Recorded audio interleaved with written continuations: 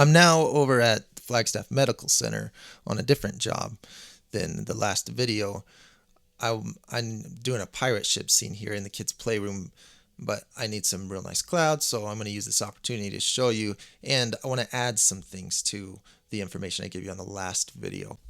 First of all, I want to show you a real convenient option for paint. I always go over to Sherwin-Williams and use these color to go quarts, $5 or $6 for paint that looks just like any of the nicer paint that I use. Not designed for a finish coat or to be durable, not long lasting. Sherwin-Williams will insist that you don't use it for any kind of projects that are intended to last, but it's great for sample work because it's cheap and it looks just like the nice paint that you would buy for a lot more money.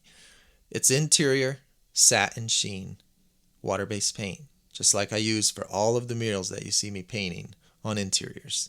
And for exteriors, I use exterior satin water-based paint.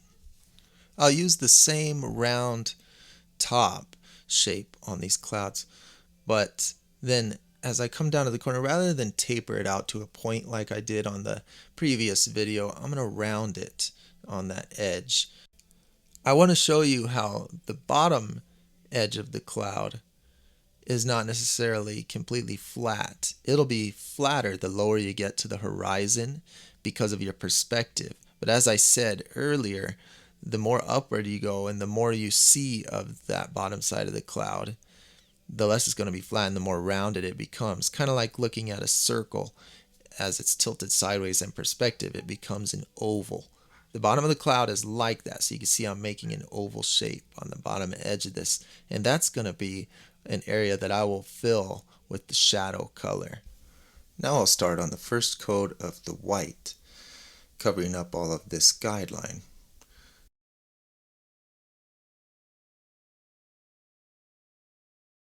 On my other videos, I've confused a lot of people by adding red and yellow. I get a lot of questions about that. I was just making the white slightly orange because it makes a nice contrast with the blue. Like if you're looking at clouds a little later in the day where the lighting starts to get a little more orange, the way you would do that is just by adding a little bit of orange to it.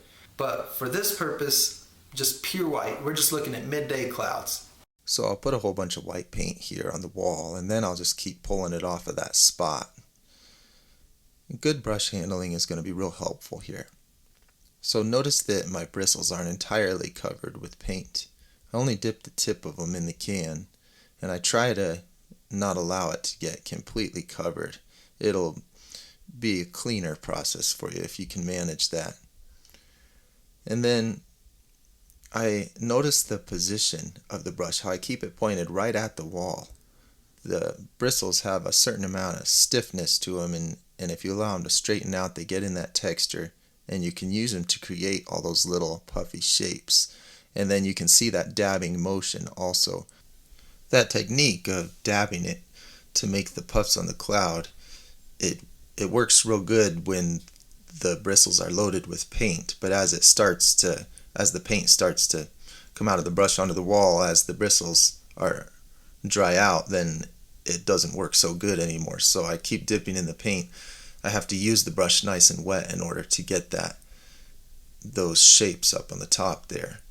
And so you can see also that as I am at the upper middle of the guideline pattern that I made, that's where I'll go the furthest off of the line and break that boundary the most. As I approach the lower corners of that guideline, I stay closer to it because I want to maintain the look of a cumulus cloud that's rising up in the center where everything is accumulated.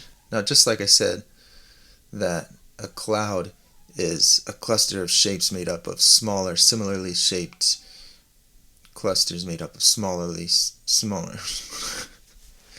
Just like I said, a cloud is a cluster of similar shapes made of smaller, similar shapes made of smaller, similar shapes. Just like I said that on the other video, I try to follow the same pattern with all of the puffs across the top of the cloud, that I make larger clusters, and then within those larger clusters I make smaller puffs, and then those are made out of smaller puffs. You can see on all of the puffs that I've made, it's a large puff made of smaller puffs that are made of smaller puffs still, and I try to stay with that pattern across the whole cloud. Now there's going to be a lot of cuts and fast forward through this video, and I'm going to try to pack it with as much information as I can, but I'll also post the exact same footage in real time, uncut, and unnarrated,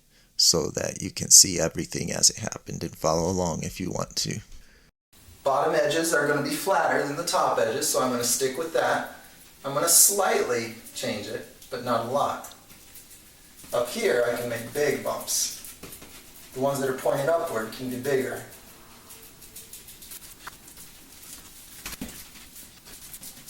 See? You can make little puffs coming downward off that. Okay, now I'm going to start my final coat on this cloud. And the white paint that I'm using here is Bare Ultra Pure White that I just grabbed off the shelf at Home Depot. It doesn't need to be tinted, so you can just grab it and go. It's Interior Satin Ultra Pure White. So a cloud, when the light hits it, it doesn't just bounce off the surface like it does with a solid object, but it goes inside of the cloud and it makes it glow. One of the effects of that is that there's these real faint shadows that occur on the top edges of each of these puffs that I've made. So to make that look, this is my technique. So down on the stand I have my white and I have my shadow color. The shadow color I got right out of the Sherwin-Williams color chart. It's called Breathtaking. I did that so that if you want to use the exact color, then you have the exact reference here. So I'll dip the very tip of my brush in the shadow color. My brush already has white in it from doing all of the white clouds. I'm not washing the white out. And you can see I'm dabbing it on top of this paint lid. Just find any surface that you can dab it onto, because that kind of mixes that shadow color in to the brush so that when I get on the wall I'll have a nice soft touch with it. And it won't be the full concentration of the color. It'll be lightened by the white. And I want that. That's why I do that on the lid first. And then I come up to the cloud and I start doing that same dabbing motion around the edge of the cloud. And I don't want to follow the exact perimeter of the cloud. I don't want to just follow the outline. I kind of want to make a new outline that's just a layer in from the edge and make it a little bit different.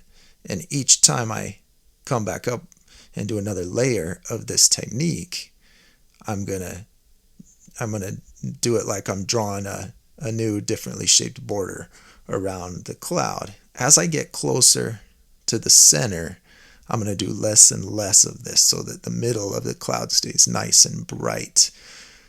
Because on a cloud, you see the most of this effect towards the edges. And also, the further I get towards the middle of the cloud as I work this technique, the more I'll make longer lines that bend in. So I'm making like larger puff patterns that are bending in towards the middle more. You know, as you're doing it right on the edge of the cloud when you first start, you're doing the part of the cloud that's bending away from your eye, so everything is tight together. All the texture, it's kind of like looking at any texture like waves on water or anything. The further you look, the more tight it is together. But then as you get towards the middle, it's a different angle that's flatter against your angle of vision, and so you start bending bigger shapes and leaving more empty areas where you just have bigger patterns. I don't know if I'm explaining that well, but that's the best I know how. And then to do the shadow on the bottom of the cloud, you just grab the full concentration of that shadow color and just blend it into that bottom area. You remember the guideline that I made, how I kind of made the long oval shape. So just visualize a shape like that. That's your boundary area, but you're allowed to break it, and you just blend the shadow color right into this white paint. That should still be, you want it to still be wet at this point. If your paint's drying too fast on you, I like to use Floetrol. It's a latex extender that you can just just like I'm dipping in my paint, you can just put some of that in a bucket and dip into it whenever your paint starts to tack up. You brush it on a couple times and it softens it right up again. And then I use that side by side with water also. I kind of use them both. Anyway, you just blend the shadow color into there and try to bend it up and make it connect with all the little texture patterns that you already made.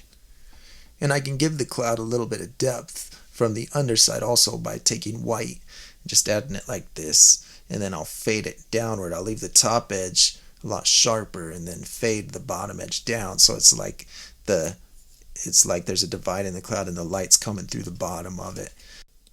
And then if there's anywhere else that I think I can add a little bit of shadow to give the cloud some extra shape, it'll give it depth if I add some shadows in some area besides just on the very bottom. I won't want to do too much, but anywhere I put this gray shadow is going to make it look like it's receding and going back and give it some depth. Now the last thing I'm going to do in this video is I'm going to pull out a third color. The name of this color is Solitude, and just like the other, I got this one right off of the Sherwin-Williams color chart. So I'll use this for my darkest shadows, and I'll just mix it into the very bottom of the cloud. I won't use it anywhere else. I'm just going to use it on the bottom of the cloud where there's the largest mass of cloud over the top of it, so it's making the darkest shadows underneath. And I'll fade that in to the shadow color that I've already got, so that it kind of makes my cloud as a whole look like more of a 3D object when I just have that darkest shadow on the very bottom of it. So that's it for this cloud. Now that's the full detailed version. I'm going to post another video on this that's a simpler method, less detailed clouds, because as I always say, it's not in the details, it's how well you do the details. So there's always a simpler way. But have fun with this. I hope you found it helpful, and I'm going to post the full length video in real time so that you can follow along with that one if you want to.